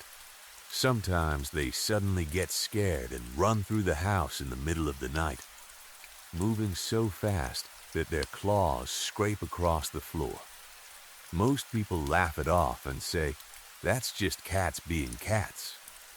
I used to think the same thing. Then something happened one October night that changed the way I look at them forever. It was late October, and my parents were away on their yearly trailer trip. They took that trip every autumn, usually for about a week. Sometimes longer if the weather stayed good. For them, it was a peaceful break from work and normal life. For me, as a teenager, it was one of the best times of the year. I had the whole house to myself. No one telling me to clean my room. No one asking if I had done my homework. No one reminding me to take out the trash, fold laundry, or come eat dinner at a normal hour. It was just me, the house, the internet, and a week of freedom. I had been looking forward to it for weeks. I planned everything like it was some kind of personal holiday. I bought snacks, soda, and a bunch of energy drinks. I moved extra pillows into my room, cleaned my desk just enough to fit everything I needed, and made sure all my games were updated before my parents left. I was ready to disappear into the online world and not come out unless I had to. Our house was in a secluded area on a hill in the forest, on an island a few hundred meters from the sea. It was not the kind of place where neighbors casually walked by. The nearest houses were scattered far apart, and most of them were summer homes or vacation cottages. By late October, they were empty. The people who owned them had already gone back to their normal homes, leaving the island quieter and darker than usual. During summer, the area felt calm and beautiful. The sea glittered through the trees. Birds called from the forest. People came and went from the cottages. But in late October, everything felt different. The days were shorter. The air smelled of wet leaves and cold salt. The trees stood dark and heavy around the house. And when the wind came in from the sea, it moved through the forest with a low, restless sound. The house itself had a typical Scandinavian style. It was simple, wooden, and open. originally built as a cottage or vacation house. The kitchen and living room were part of the same large open space. There were no walls separating them, just one big room with a dining area, a couch, a TV, and the kitchen along one side. The most noticeable thing about the room was the windows. They were huge, and they faced almost every direction. If you stood in the living room and looked south, you could see down the hill through the trees toward the sea. If you looked west, you could see the gravel road and the driveway. If you looked east, you could see the backyard, the garage, and the sauna. During the day, those windows made the house feel bright and open. You could see the forest, the sky, and the changing weather from almost anywhere in the room. At night, they were different. At night, they became black mirrors. When you turned on the lights inside, the windows stopped showing the world outside and started showing only your own reflection. Beyond that reflection was nothing but darkness. The forest seemed to swallow every bit of light. You could stand right in front of the glass and still see nothing beyond it. When I was little, I hated those windows after dark. I always felt like they gave the outside too much access to the inside. I could not see out, but anything out there could see me perfectly. It was a childish fear, but it never fully left me. Even as a teenager, I still avoided looking too long at those black panes of glass when I was alone. That week, though, I told myself I was too old to be scared of windows. The first day alone was exactly what I wanted. I woke up around 8 in the morning, grabbed breakfast without really tasting it, and sat down at my computer. After that, the hours disappeared. I played game after game, barely stopping except for bathroom breaks and the occasional trip to restock my drink supply. My room became its own little world, lit by the glow of the monitor and filled with the sounds of gunfire, music, voice chat, and keyboard clicks. Outside, the day passed without my attention. Morning turned into afternoon. Afternoon turned into evening. Evening became night. I barely noticed. Around 11:30 p.m., I finally started to feel tired. My eyes were dry from staring at the screen all day, and my back hurt from sitting in the same chair for too long. Still, I did not want to stop playing. I decided an energy drink would fix the problem, or at least push it away for another few hours. I took off my headset and stood up. The sudden silence in my room felt strange after so many hours of game noise. The only light came from my computer screen, casting a weak blue glow across the walls. I opened my door and stepped into the hallway. The rest of the house was completely dark. For a moment, I had forgotten how dark the house became once the sun went down. There were no streetlights outside, no neighbors with porch lights, no passing cars, just forest, sea, and night. I stood there for a second, looking into the darkness of the open living room. Then I told myself, no problem. That's why we invented light bulbs. I reached for the switch and turned on the lights. The kitchen and living room filled with warm yellow light, but somehow that did not make me feel better. It only made the windows worse. Every large pane of glass turned into a black mirror. I could see myself standing in the room, pale and tired, wearing old clothes and socks, with messy hair and the glow from the kitchen lights around me. Behind my reflection was nothing, just blackness. The old fear came back immediately. I tried to ignore it. I walked quickly into the kitchen, opened the fridge, and grabbed an energy drink. The can was cold in my hand, and the small, normal sound of the fridge humming helped a little. I told myself I was being ridiculous. I was inside. The doors were locked. There was nothing outside except trees and wind. Still, I did not want to stay in that room any longer than I had to. I shut the fridge and turned back toward the hallway. That was when I noticed Alfred. Alfred was our cat. He was an old gray and white cat with a thick coat, a lazy walk, and an attitude like he owned the house. Most of the time, he acted like nothing impressed him. He would sleep through storms, ignore guests, and sit directly on whatever book, paper, or keyboard someone happened to be using. He was not easily scared. But now he was sitting in the middle of the living room, perfectly still. He faced the windows. At first, I smiled. Cats stare at things all the time.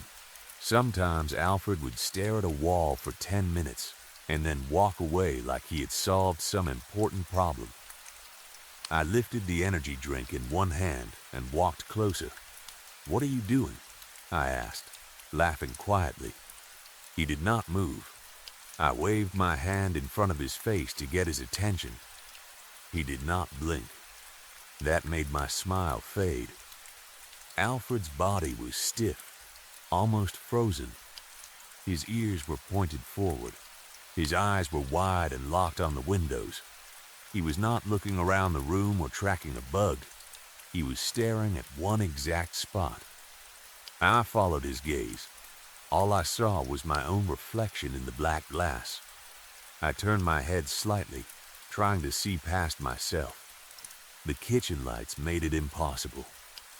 The window showed me the room, the couch, the ceiling lamps, and Alfred sitting like a statue. Beyond the glass, there was only darkness. "Alfred?" I said. His body suddenly jolted. It was not a normal cat movement. It was sharp and terrified, like something had touched him. In the next second, he spun around and sprinted out of the room. His claws scratched against the floor as he ran down the hallway and vanished into the back of the house. Normally, I would have laughed. Normally, I would have said he had scared himself with his own reflection, or heard a mouse in the wall. Cats do strange things. That was what I had always believed. But this felt different. The house had changed. I stood in the living room holding the cold can, looking toward the windows, and suddenly, I felt watched. It was not a small feeling. It did not creep in slowly. It hit me all at once, heavy and certain. Someone was outside. Someone was looking in. The wind roared through the forest, loud enough to make the walls creak. Branches scraped against each other. The trees bent and shook in the darkness. Then, almost instantly, the wind stopped. The silence that followed was complete. I could hear the soft buzz of the lights. I could hear the fridge. I could hear my own breathing. I stared at the window. My reflection stared back. I focused harder, trying to see beyond the image of myself. I stepped closer without meaning to. The black glass seemed endless, like the darkness outside was pressed directly against it. Then, something appeared behind my reflection. At first, it was only a pale shape. My mind tried to make it into something normal. A tree trunk, a patch of moonlight, a reflection from inside the room. But it moved slightly, or maybe it had been waiting for me to notice it. Out of the darkness, a face slowly became clear. It was pressed close to the window. White teeth showed first. They were stretched into a wide grin. Then, I saw the eyes. They were wide open, staring straight at me through the glass. The face was unnaturally pale, almost colorless against the dark. It did not look like someone standing outside in the cold. It looked like something that had been hidden in the night for a very long time, waiting for the right moment to let me see it. It stood perfectly still. The grin did not move. The eyes did not blink. For a few seconds, I could not move either. My body refused to understand what I was seeing. The energy drink slipped from my hand and hit the floor, but I barely heard it. My reflection, the room, the black window, and that pale face all seemed frozen together in one terrible picture. Then I understood. Alfred had not been acting strange for no reason. Cats do get scared for a reason. The reason just is not always visible to us. Story 6. A few months ago, I moved to a small town in Nebraska. I am 32, and I will not pretend it is some glamorous place where everyone dreams of living. It is quiet, plain, and far from anything most people would call exciting. But the people here have been kind to me, and there is a strange kind of beauty in this part of the country. There are canyons cut into the earth, caves hidden in the hills, and wide prairies that make the sky feel bigger than it should. My dog, Francis Crozier, loved it right away. Francis is an 8-year-old West Highland Terrier, and even though people do not usually think of Westies as adventure dogs, he has always had more courage than most people I know. He is small, stubborn, smart, and much tougher than he looks. We had only been living here for about 6 months, but I had already taken him all over the area. We went to Toadstool. We went to Chimney Rock. We explored little side trails, open grasslands, and quiet paths where we could walk for miles without seeing another person. Last weekend, I decided to take him somewhere new. There was a dirt walking trail at the southern edge of town. One side of it ran along a quiet road, and the other opened out into wide grassland. We went early in the morning before the heat became too much. Francis walked off leash like he usually did, trotting ahead of me with his nose low and his ears alert. I watched the prairie stretch away from us, green and gold under the blue sky, running flat and open until it met the horizon in a clean, straight line. For the first 20 minutes, everything felt peaceful. Then the short grass beside the path suddenly changed. It was not gradual. One moment there was normal prairie grass, low and thin. The next, there was a thick wall of big bluestem rising at least 8 feet high. It stretched maybe 20 yards across and 50 yards deep, standing in a wide patch beside the trail. The edge was so clean that it looked unnatural, almost like someone had drawn a line in the dirt and planted only on one side. Francis and I walked beside it for a few steps. Then he stopped. At first, I thought he needed to go to the bathroom or had found some interesting smell. But he did not move. He stood completely still, staring into the tall grass. His hackles were raised, and his tail was held straight out behind him. He was not growling. He was not whining either. But there was something in the way his body stiffened that made me nervous. I quickly clipped his leash on, just in case he tried to bolt. Then I followed his gaze into the grass. The bluestem was too tall and thick to see through properly. Anything smaller than a large animal could have been hidden inside without me noticing. Francis might have smelled something harmless, like a prairie dog or some other small animal. Or he might have smelled something worse, like a fox or a coyote. I decided I did not want to find out. I bent down and picked him up. "Sorry, Cap'n," I told him. "I hate carrying him.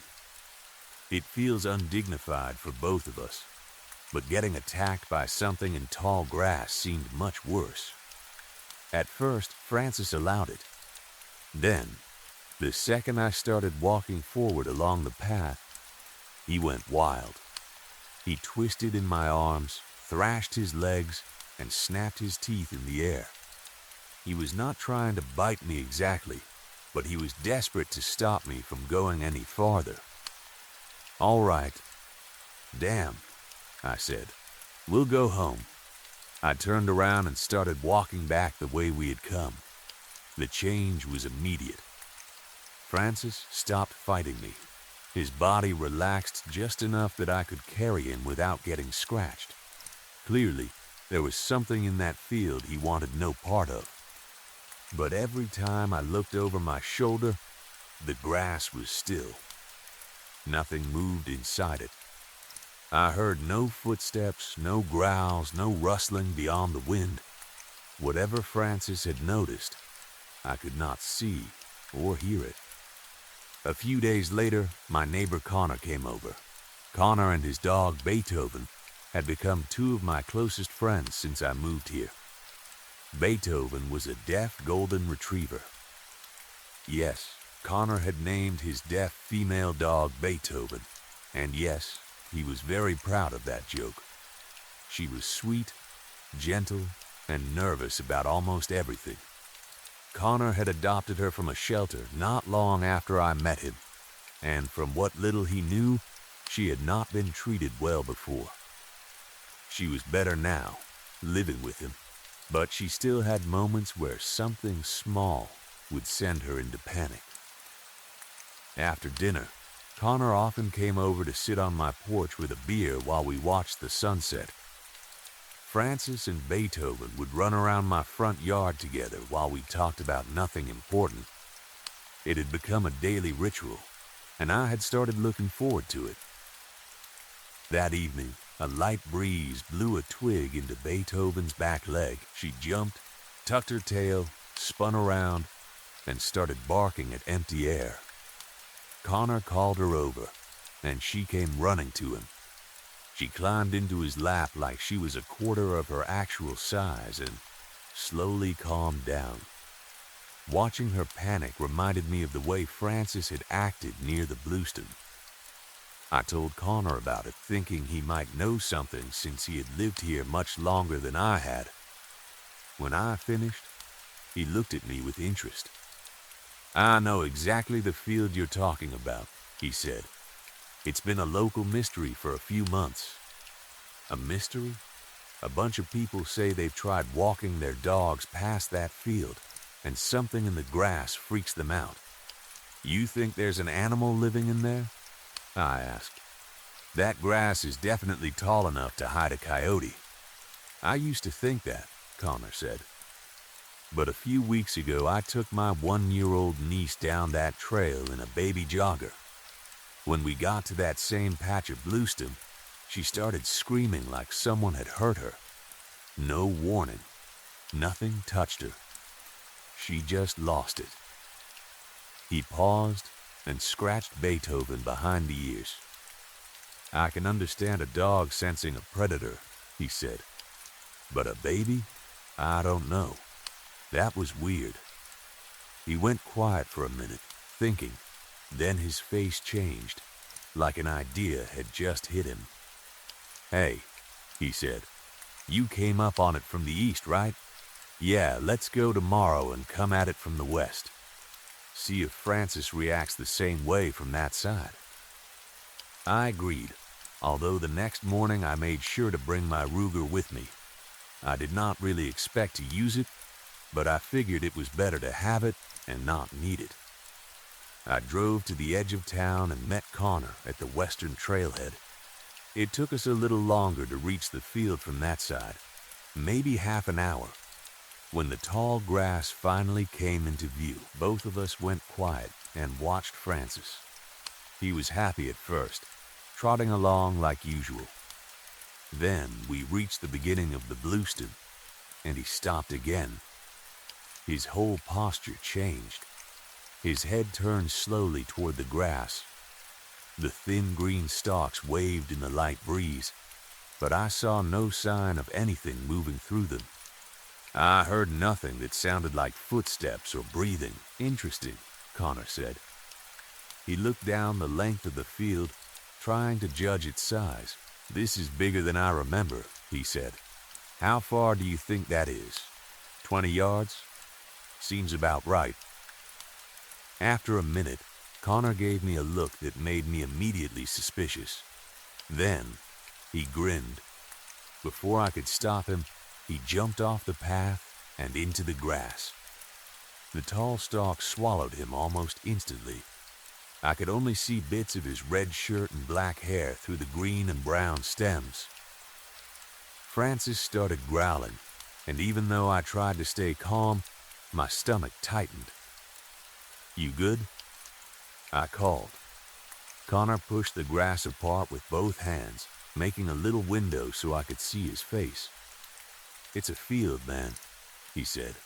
"Not a death trap." I felt my shoulders loosen. I am not sure what I had expected. Maybe some part of me thought he would disappear the second he stepped in. The fact that he was standing there safely made the whole thing feel normal again. At least for a moment. Then Connor's expression changed. He looked down at the blue stem bunched in his fist. "Holy shit," he said. "This is fake." "What?" I reached forward and grabbed the nearest stalk. The texture was wrong.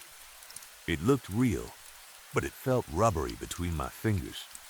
I pinched it with my nails, but it did not split. I bent it sharply, expecting it to snap, but it only curved smoothly. Then I dug my boots into the ground, grabbed the base of a small cluster, and pulled hard. It came loose with a dry, hollow pop. The roots looked perfect at first. They were tangled and dirt-covered like the roots of any prairie plant. But when I rubbed the soil away, the roots did not fray or break. They were synthetic, too. They smelled faintly like the inside of a brand new car. Connor looked just as disturbed as I felt, though he did not step out of the grass. He gave a nervous laugh. "Okay, maybe it's some land management thing. Erosion. Water runoff control. Something like that. Runoff control?" I looked around at the completely flat land. "Here?" "Hey, what do you know about water management?" Connor asked. "Where are you from again?" "Los Angeles." "Oh, well, still." He thought for a moment. Then another idea seemed to come to him. He stepped backward, and the curtain of fake grass closed between us. "If this is some land management project," he called, "maybe they've got ultrasonic repellers hidden out here. That would explain why dogs and babies hate it. They could be hearing something we can't." That theory made more sense to me than water runoff. Some people used sonic devices to keep animals away from their yards or gardens. Maybe the field was part of some strange experiment. I called out and suggested we bring Beethoven out here to test it, since she was deaf. Connor did not answer.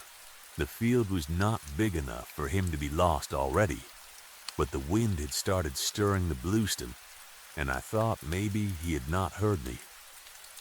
I looked down at the fake plant in my hand, especially the carefully made roots.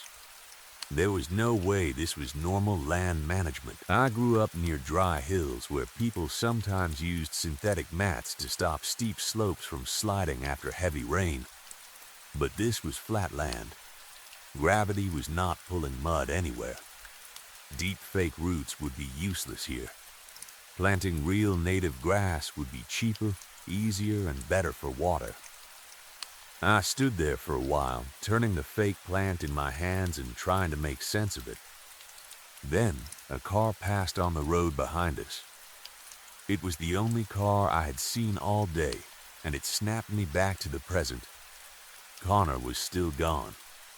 I did not want to make Francis stand near the field any longer than necessary, so I called Connor's name. No answer. The wind picked up. The whole field swayed together, rippling like water.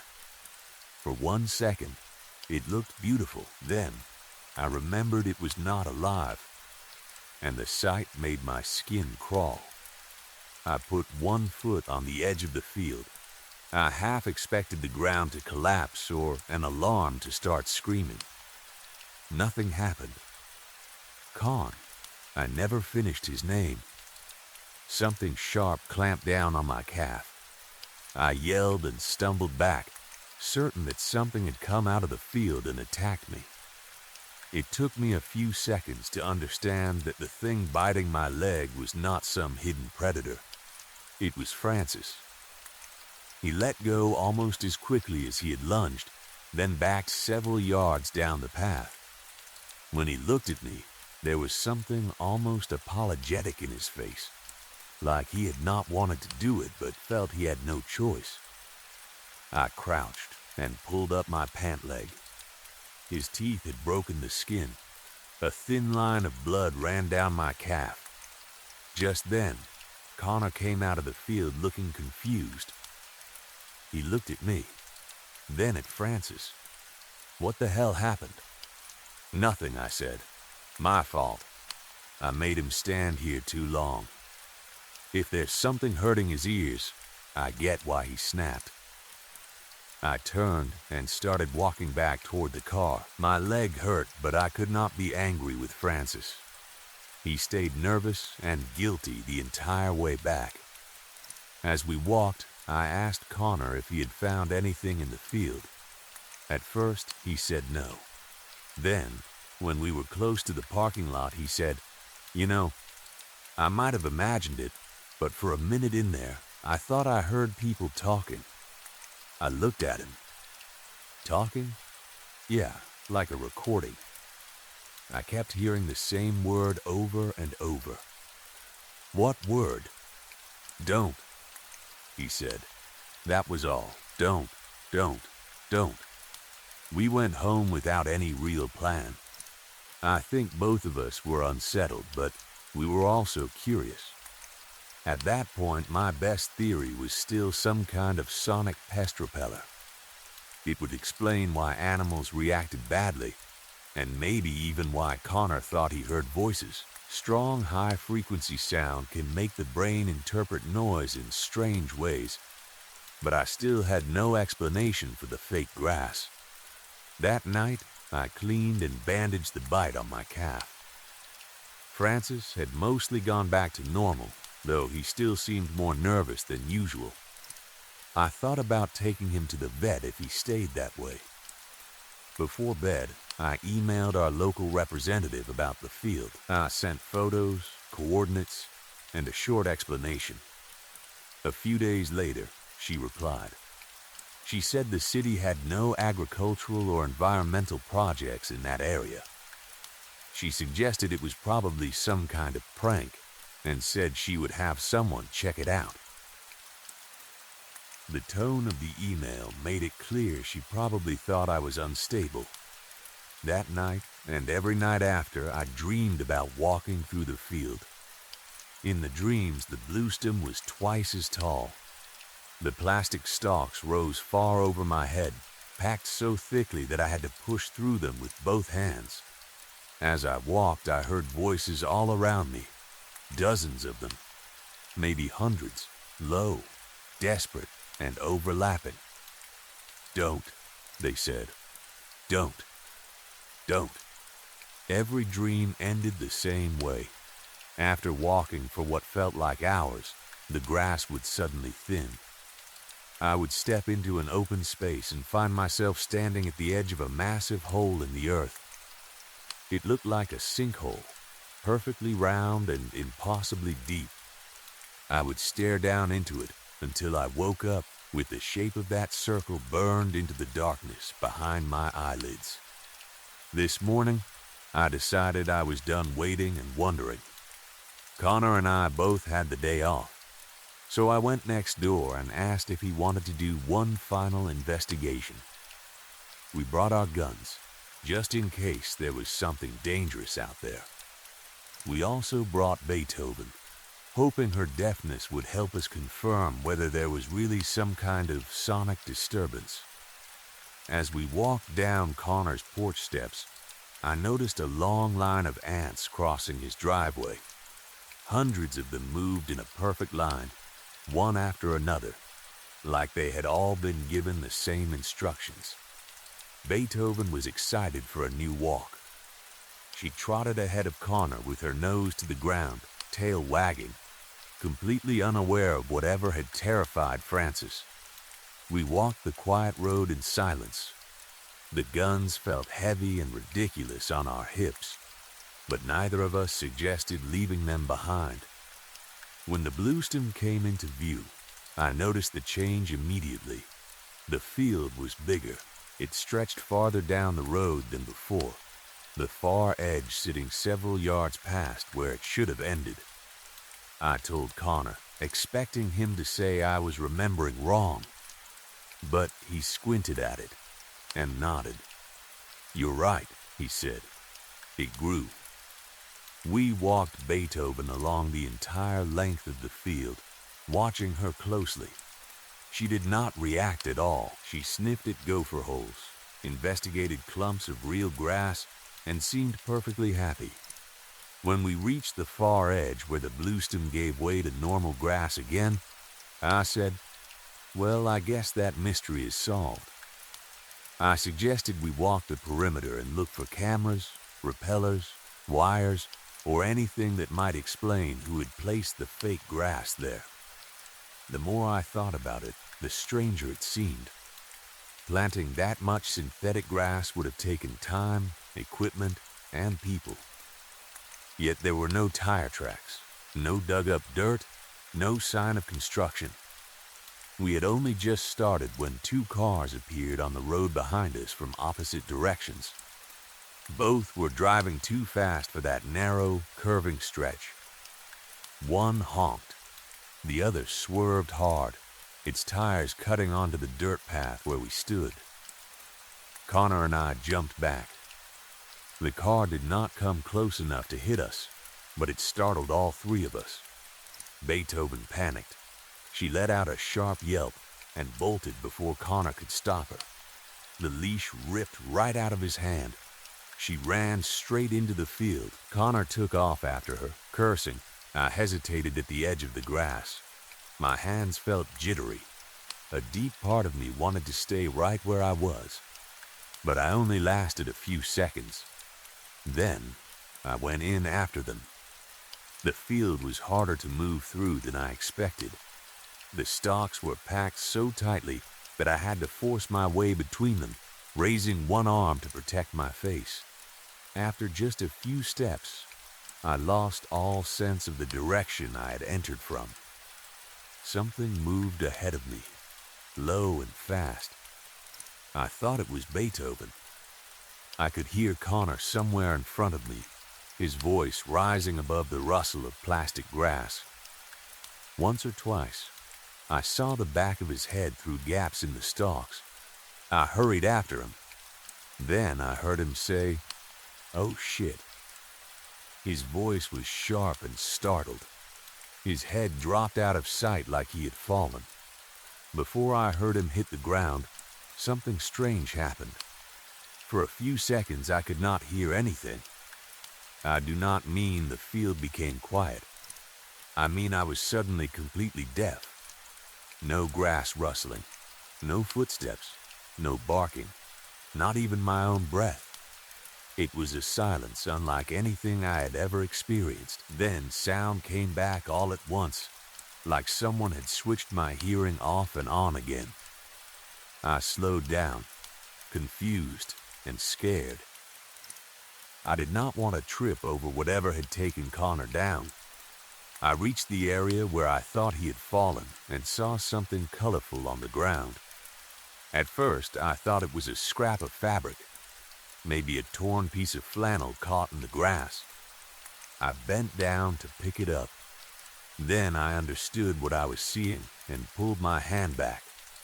It was not a scrap of fabric. It was an entire shirt.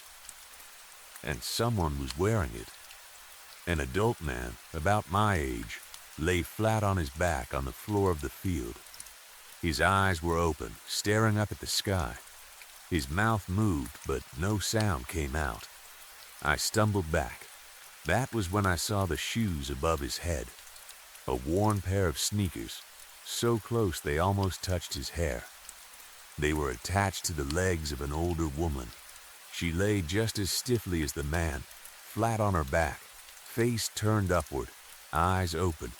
Her lips moved around words I could not hear. I kept walking. The line continued. More people lay on the ground, stretching ahead through the grass in a perfect row. Each person lay flat on their back, face up, eyes open, mouth moving silently. Their bodies made a human chain through the field. At the end of the line, I found Connor. He must have just lain down, because he was still adjusting himself, carefully aligning his body with the others. I did not cross the line made by the bodies. I crouched beside him and waved my hand slowly in front of his mouth. I felt breath, faint but steady. Relief hit me so hard I almost collapsed.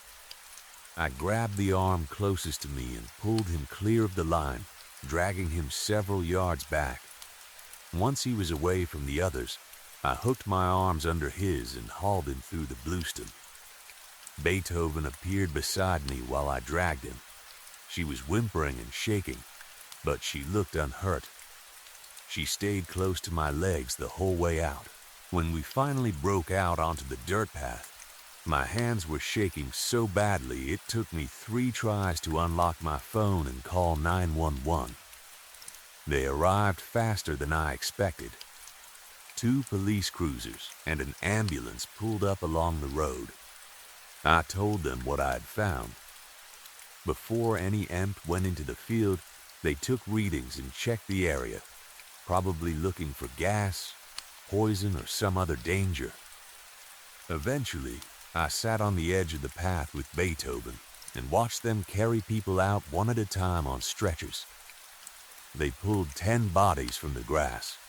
I was watching numbly when I saw someone crouch beside Connor and pull a sheet over his face. I jumped to my feet. "What are you doing?" I asked the EMT. She looked up at me with pity, then quickly turned professional. "I'm sorry, sir," she said. "He didn't make it. What are you talking about?" I snapped. He was alive. He was just in shock or paralyzed or something. I felt him breathing 10 minutes ago. "I understand," she said. "I'm not saying you imagined it, but it may have happened between when you checked him and when we arrived." I could not believe her. I knelt beside Connor and pulled the sheet back myself. His eyes had gone glassy. I felt for a pulse. I checked for breath. There was nothing. A police officer gently guided me away. He asked questions, most of which I could not answer. Later, I learned Connor was not the only one who had died. Every person they pulled from the bluestem was dead. Eventually, there was nothing left for me to do but take Beethoven home. We walked back to the parking lot together. Seeing Connor's truck parked beside my car made me feel sick all over again.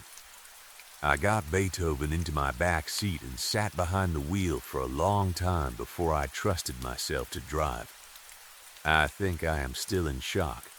I do not know who I am supposed to call. I do not know if the police have contacted Connor's family yet. I do not know what will happen to Beethoven long term. For tonight, she is staying with me. As I write this, she is hanging halfway off Francis's 2 small dog bed while he sleeps beside her. They have always gotten along, but both dogs have been unusually quiet since I brought her home. It feels like they share some terrible secret now. I spent most of the night online instead of sleeping.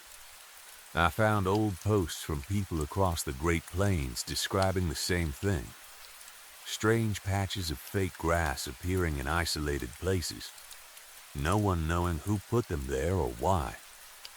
A girl in Iowa posted a TikTok months ago about her brother walking into one and having what people called a heart attack inside. I found similar incidents, but nothing this large. Nothing about so many victims at once. An hour ago, I drove back to the trail one last time, just to look from a distance. There is caution tape around the area now, but the field is gone. No tall fake grass. No real grass either. Just bare dirt covered in shallow holes where the plastic roots must have been pulled from the ground. Maybe the city cleared it after the ambulances left. Maybe they had the workers and equipment to remove all of it within a few hours. But I do not believe that. I keep wondering if whatever put the grass there is the same thing that took it away. And I keep thinking about that word. The word Connor heard in the field. The word I have heard in my dreams every night since. Don't. I remember grabbing Connor's arm and pulling him out of the line. I remember breaking that human chain without thinking. At the time, I thought I was saving him. Now I am not sure. Now I think the word was meant for me all along. Not a plea, a warning, a threat not to interfere with something I could never understand.